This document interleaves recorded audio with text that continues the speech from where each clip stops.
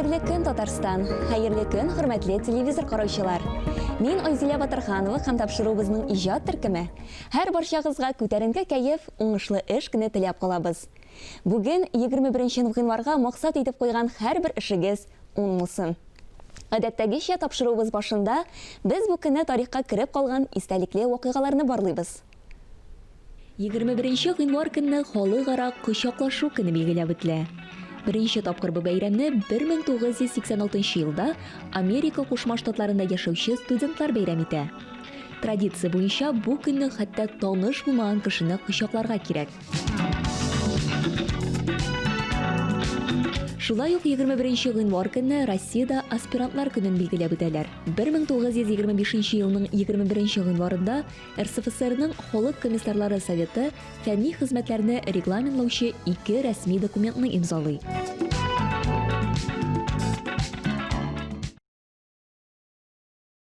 Башкаларга өйрәтү иң мөкатдәс эш. Бар җаваплылыкны тоеп дәвамчы эзләү эшенә керешкән. Үз тәҗрибәсе белән уртаклашырга зур һәм сүрелмәс теләге, ихтыяр көче нык булган кешене остаз диләр безнең халыкта. Өлкән буын иҗатчының яшь буын иҗатчыга бирер байлыгы, рухи мирасы бар. Ә яшь кешенең ул мираска ихтыяҗы бар. Һәм булар туры килсә, остаз шәкерт тандемы хасил була.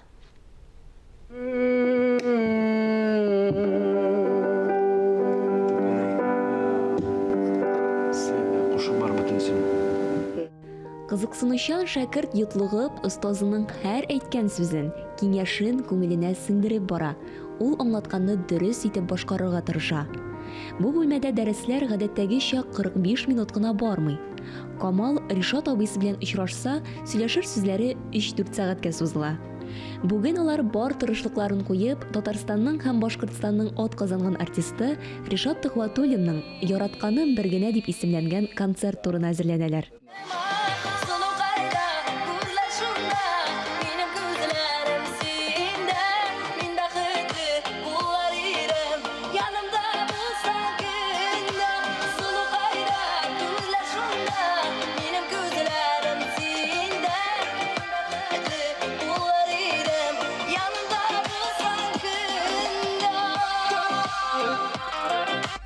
Ришат Төхвәтуллин менә инде 5 елдан артык мөкатдәс һәм мактаулы эш. Яшь башкаручыларны зур сәхнәгә алып менү, ягъни продюсерлык хезмәте белән шөгыльләнә. Ни өчен ул башланып китте андый уйлар? Чөнки миңа үз вакытымда бик күп ярдәм иттеләр сәхнәгә чыгарга. Тик ул төрле конкурслар, үзләренең телевидение аша, менә ТНВ каналы миңа иң нык зур этәргеч булды бит инде, әйме. Аныңча, җырчы булыр өчен мин бөтен теге колоколларга да сугып чыктым, но берсе дә теге ашкынып тормыйдыр инде ярдәм итәргә. Һәм инде минем шул кадәр зур теләгем иде артист булып китәргә, гастрольләргә йөрергә, но андый мөмкинчелек юк иде. Менә хәзер шул хисләрне искә төшереп, хәзерге яшьләргә кем күрә микән күзләрендә теләге бар икән, менә шундый кешеләр белән күзләрне янып торган артистлар белән мин аларга ярдәм итәргә тырышам. Беренче уңышлы проекты Алия Карачурина иде. Алия Ришат Төхвәтуллин ярдәме белән Татарстан буенча 3 концерт һәм 1 альбомын чыгарды. Янымда син булсаң тоямын, языйсың. Хыялый кар ява күртышта, кыш дисең. Бар яшьләрнең күңеленә керәсенә халыкка басмаңа. Хәзер исә аның шәкерте Буа районыннан 12 яшьлек Камил Вәлиев. Егетнең сәләтен Ришат Сәйлән балалар телевизион җыр фестивалендә күреп ала. Миңа бик нык ошады синең чыгышың. Чыннан да безнең халыкның чыгымнары, менә безнең җырладың миңа бик ошады. Тагын да бер әйтәсем килә, бу егет белән мин үзем дә әзрәк эшләп алырга риза. Башта әйттем шул сүзләрне, әйдә минем белән эшлә дип. Һәм инде беренче дәресләр безнең аның белән башлангач, беренче эшләүләр дип әйтәм. Мин эшли башладым да һәм куркып куйдым. Мин бу баланы бозып куймасмын микән дип. Шундый зур җаваплылыкны сиздем инде. Камил, но Мин уйладым да, мен ярар, мин начарлык эшләмәсмен, барыбер ярдәм итермен сәхнәгә чыгарга. Аның үзенең теләге бар, аның үзенең хыялы бар тормышка. Мин аның белән сөйләшәм бит инде. Синең җырчы буласың киләме? Бәлки килмидер, синең башка һөнәр белән шөгыльләнәсең килә. Әле бит аңлап та тормыйсың, аның җырлыйсы килә, аның күңелендә бар, аңа бирелгән, ул теге ничектер юк бар җырларны игътибар итми, матур итеп менә әйткәне сразу аңлый. Ишетә белә, аның талантын турында әйтеп тә торасы юк инде. Шуңа күрә эшли торгач инде әзрәк тынычландым. Ну шулай да сизәм нинди бу зур җаваплылык икән. Камилнең әтисе Илдар төзүче, әнисе Гөлнара әйләнә-тирә мөхитне саклау буенча инженер. Нәселләрендә җырчылар бөтенләй юк. Буш вакытларында Камил футбол, баскетбол уйнарга ярата.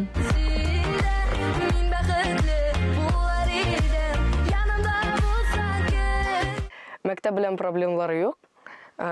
Мин концертларга киткәндә заданиеларны сорыйм, аннан телефонга җибәрәм, алар тикшерәләр.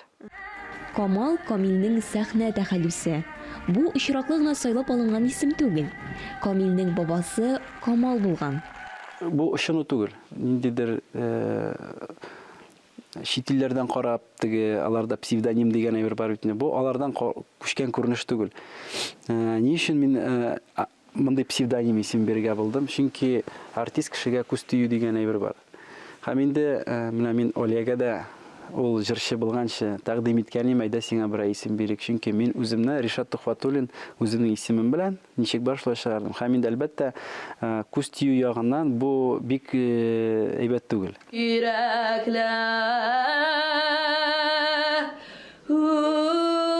Хәзерге вакытта Ришат Тухватуллин Камалга репертуар туплый. Озын киләр башкару осталыгы белән егет Татарстан президенты Рөстәм Миңнехановның Instagram битендә дә урын алды. Мин бу көнгә кадәр аңлыйм, без бәләк чакта бер теге татар шагына җырларга өйрәнгәнбез. Рус телендә без инде акцент белән яки башка проблемалар, башкару манералары белән аерылабыз.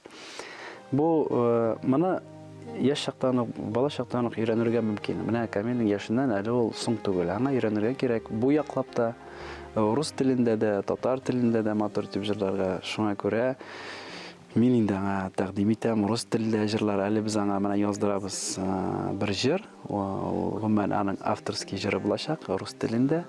Гомумән 12 яшьлек малайның үзенең уже никадәрдер репертуар тупланып килә. Аның мәсәлән мәктәп бетергә үзенең альбомы, концерты булырга мөмкин. Менә бу миңа калса минем яклап ярдәмдер. Татар җыры, татар мәдәнияте өчен кайгыртып яшәүче менә шундый остазлар һәм алардан шушы рухи байлыкны алырга омтылучы яшьләр булганда киләчәгебез өметле. Телебез дә һичшиксез яшәячәк. Хөрмәтле тамашачылар, сез инде ишеткәнсездер. 2021 ел туган телләр һәм халыклар бердәмлеге елы дип игълан ителде. Барыбыз да белә ки, телгә мәхәббәт беренче чиратта шул телнең әдәбиятын укудан тәрбияләнә. Бүгенге тапшыруда без филология фәннәре кандидаты, язучы, тәнкыйтьче, шулай ук адымнар күп телле белем бирү комплексында татар теле һәм әдәбияты укытучысы Рамил Хананов белән мәктәп дәреслекләрендә хәзерге татар әдәбиятын укыту методикасы турында әңгәмә корырбыз. Рамил әфәнде, исәнмесез? Хәерле матур көннәр сезгә. Хәерле көн. Рамил әфәнде, менә моннан 1-2 ел элек дип әйтик инде без аны Татарстан фәннәр академиясында бер төркем әдәбият белгечләре, шулай ук инде шушы әдәбият дәреслекләрен төзүче методистлар, әдипләр, укытучылар бик зур проблема. Мәктәп дәреслекләрендә хәзерге заман әдәбиятын, әдәби әсәрләренең аз булуы һәм инде булган сурәттә дә аларның берникадәр замана таләпләренә җавап бирмәүе турында озак кына фикер алышты. Бу инде бер конференция форматында уздырылды әлеге очрашу. Менә шушы сөйләшүдән соң вазгыять яхшы якка үзгәрде микән? Әлбәттә, безнең татар әдәбияты бит ул бик бай. Аның әсәрләре бик күп. Шуңа күрә аны менә ничектер шулай кисәкләп, өлешләп әдәбият дәреслегенә кертү бик катлаулы мәсьәлә. Һәм инде без бүгенге көндә һичшиксез дәреслек төзегәндә балаларның ихтыяҗын аларның нәрсә белергә мөмкинлекләре бар, шикләрен һәм инде нәрсә белергә теләвен өлешләп, тигез өлешләп бүләргә тиеш. Һәм әдәби әсәрләр сайлаганда, әлбәттә, менә шул якларга игътибар итәсең. Бала үзен күрәме бу әсәрдә? Бала белгән дөнья белән без таныштырабызмы аны? Әлбәттә, әдәбият бит ул тарихта, ул безнең тормышта. Иң беренче чиратта тормыш. Кеше элек нинди булган? Менә шушы 10, 11, 12 яшьлек балалар берничә гасыр элек нинди булган? Һәм бүгенге көндә ул нинди? Киләчәктә нинди булачак? Әдәбият менә шушы сорауларына баланың һич шиксез җавап бирергә тиеш. Инде менә сорауга әйләнеп кайтсак, шулай да менә шушы сөйләшүдән соң безнең инде шушы хәзерге заман татар әдәбиятында дип әйтик инде дәреслекләргә кертергәй әсәрләр күбрәк барлыкка килдеме? Ул алай тиз генә хәл ителә торган мәсьәлә түгел бит. Монда иң беренче чиратта язучының бүгенге көн баласын якыннан белүе, мәктәпләрдә еш булуы таләп ителә. Язучы менә шушы бала укысын да һәм менә шундый булып үссен дип яза инде һич шиксез. Ләкин бала ул аның образы, аның геройы сыман булырга телиме соң әле? Шуңа күрә без дәреслек төзегәндә дә кайбер темаларны, кайбер проблемаларны алып, хәтта заказ буенча да яздыра идек. Алдан әйтеп инде менә шундый мәсьәләләр булырга тиеш дип, бүгенге көн баласы шуны таләп итә дип. Аннан соң баланың бит әдәби теле дә бүгенге көндә ул кадәр үк камил үскән түгел. Шуңа күрә ул һәр сүзне аңлап укырга тиеш. Әгәр дә ул инде рәттән берничә 4, 5, 6 сүзне аңламый икән җөмләдә, ул бу әсәрне гомумән укып тормый. Ул инде берничә сүзлекне каршына куеп, әдәби әсәрне актара алмый. Һәм һич шиксез инде бүгенге көндә безнең язучыларыбыз иҗат иткәндә ул мәсьәләләрне игътибарга ала. Ләкин без бүгенге көн баласын гына күздә тотып та яза алмыйбыз, язучылар. Чөнки инде безнең камил, бай телебез бар, әдәби телебез. Һәм дәреслек төзүче, менә шушы язучы безгә тәкъдим иткән әсәрне укучы теләгәнчә итеп, күпмедер үзгәртеп тә, күпмедер аның телен яраклаштырып, дәреслекләргә тәкъдим итә, дәреслекләргә кертеп җибәрә. Рамил әфәнде, сез бит инде үзегез дә шушы дәреслекләрне төзүдә катнашасыз. Һәм инде федераль дәүләт белем стандартлары буенча менә әлеге әдәбият дәреслекләре ничә елга алыштырыла? Дәреслекләр инде алар безнең бердәм дәүләт белем бирү стандартлары буенча 5 елдан 5 елга алмашынып тора. Ул инде иң беренче чиратта безнең тышкы фактордан чыгып эшләнә. Дәреслек туза. Дәреслек туза 5 елда. Балалар аны укып, чыннан да өйдән мәктәпкә, мәктәптән өйгә алып кайтып, йөртеп туздыра. Шуннан соң ичке фактор инде. Әлбәттә, дәреслектә күп мәгълүмат искерә. Димәк, кемдер ниндидер зур бүләкләр ала, кемдер нәрсәгәдер ирешә, язучылар турында сүз бар әлбәттә, кемдер инде безнең арабыздан китеп бара. Шуннан соң әдәбиятыбызга яңа, безнең талантлы язучылар килә һәм дәреслек үзгәргән вакытта, менә шушы 5 елда без инде яңадан мәгълүматны карап чыгып, ул күрсәткечләрне дәреслеккә кертеп җибәрәбез бик җайлы гына. Бүгенге көн дәреслеген төзү әлбәттә бик күп менә шул нечкәлекләрне баланың әйткәнемчә үзенчәлекләрен истә тотуны кирәк дип таба. Чөнки безнең дәреслекләргә кергән әсәрләребезнең күбесе күбрәк менә кем ул авылда яшәгән малай, ат җигеп, балсуларда икмәк икән, ләкин бала өчен булар бит бөтенесе дә берсе генә дә менә бу факторларның инде бүгенге көндә актуаль түгел. Бала өчен булар барысы да каядыр еракта, әкияти дөньяда калган тормыш. Шуңа күрә бала менә шәһәрдә, мәктәптә ничек белем ала, әти-әнисе белән, иптәшләре белән мөнәсәбәтләр, менә шул турыда да әсәрләрне һич шиксез күрергә тиеш, дәресләрдә өйрәнергә тиеш һәм инде геройларны үзенә я идеал итеп алырга, я булмаса инде гыйбрәт итеп мондый булырга тиеш түгел бит мин дип үзенә нәтиҗә ясый белергә тиеш. Сез бит үзегез дә язучы, менә сез, димәк, үзегезнең укучыларыгызга карап шушы хикәяләрне һәм инде башка әдәби жанрларны иҗат итәсез.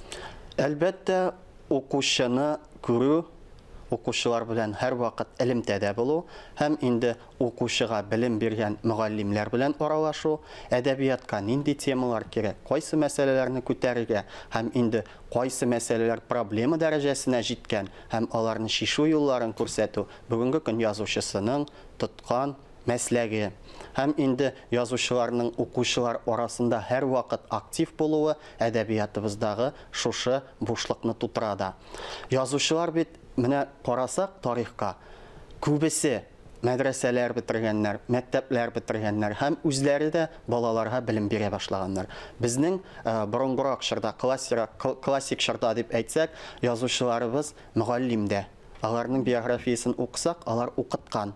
Ягъни алар бала яшь буын, ягъни җәмгыятебезнең киләчәге нәрсә таләп итә? Менә шушы сорауларга балалар белән дәрестә җавап эзләгән һәм инде әдәби әсәрләрендә шушыны гыйбрәт итеп, аларга киләчәккә ак юл күрсәткән. Язучы белән мөгаллим кулга-кул тотынып эшләгәндә генә әдәбиятыбыз байый безнең. Ә менә хәзерге татар әдәбиятында нинди жанрларга ихтыяҗ аеруча зур? Жанрлар әлбәттә безнең һәр вакыт алмашынып тора. Ул ихтыяҗ безнең җәмгыятебездәге шартлардан тора дип әйтсәк дөрес булыр. Бүгенге көндә мәсәлән без дәреслекләр төзегәндә кичердек ул ихтыяҗны. Безнең новелла жанры, аннан соң баллада жанры, сюжетлы шигырь жанры шактый гына иҗат ителүдән бераз гына шиттә калган икән. Безнең әдәби мәзәк жанры, аннан соң инде мәсәл жанрында иҗат итүчеләребез аз икән. Шуннан соң безнең саф трагедиялар бик аз. Без инде драмалар, комедияларның төрлесен күрәбез. Ләкин менә бу трагедия, оның менә шушындый таләпләргә җавап бирә торган үзенчәлекләре бар дип аңлатканда, бүгенге көндә без аңа ихтыяҗ кичерәбез.